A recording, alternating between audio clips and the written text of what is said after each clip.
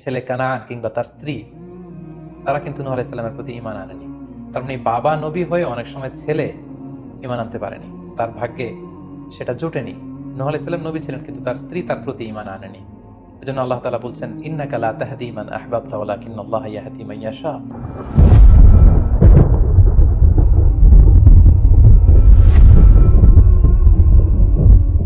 আসসালামু আলাইকুম ওয়া রাহমাতুল্লাহি ওয়া বারাকাতুহু। নাহমাদুহু ওয়া নুসাল্লি আলা রাসূলিহিল কারীম।